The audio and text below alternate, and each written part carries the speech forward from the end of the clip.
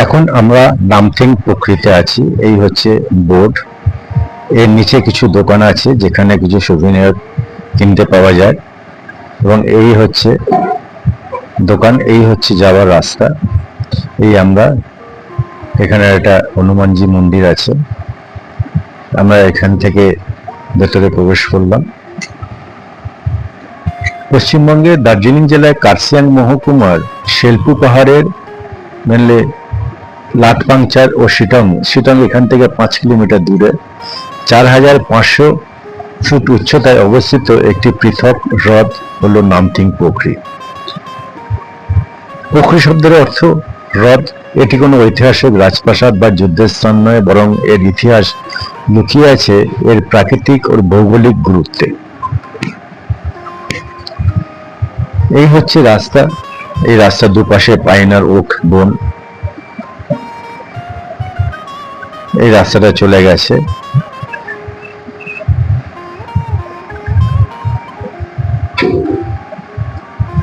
এই যে দূরের লেকটা দেখতে পাওয়া যাচ্ছে, এই লেকটাই হচ্ছে নামথিং পোখরি।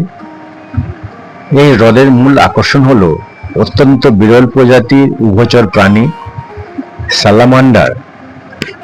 এই প্রাচীন প্রাণী ডাইনোসরের আমল থেকে পৃথিবীতে টিকে আছে বলে মনে করা হয়। বর্ষাকালে এই হ্রদের জলে এরা ডিম পাড়তে আসে, এবং সারা পৃথিবীতে এখন আর কোথাও এই স্যালামান্ডার দেখতে পাওয়া যায় না, একমাত্র এই নামথিং পোখরিতে। এরা বর্ষাকালে এখানে ডিম পাড়তে আসে। রিয়াং নদীর তীরে পাইন ও ওক বনে ঘেরা এই হ্রদটির জল অত্যন্ত স্বচ্ছ এবং শান্ত। স্থানীয় বাসিন্দারা একে অত্যন্ত রহস্যময় এবং পবিত্র বলে মনে করে। এইদিকে বেশ কিছু পাইন এবং রডোডেন্ড্রন গাছ আছে, এবং প্রচুর পাখির আওয়াজ শুনতে পাওয়া যাচ্ছে, এবং প্রজাপতি দেখা যায় এখানে। আমি দু একটা প্রজাপতি দেখতেও পেলাম, কিন্তু নাম জানি না। তো এই হ্রদের চারিপাশে যে সবুজ পরিবেশে বিভিন্ন গাছপালা আছে, সেখানে প্রচুর বিরল প্রজাতির পাখি ও রঙিন প্রজাপতি দেখা মেলে। এবং আমরা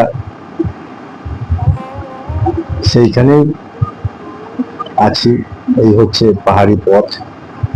ধন্যবাদ। ভিডিওটি ভালো লাগলে শেয়ার ও সাবস্ক্রাইব করে দেবেন।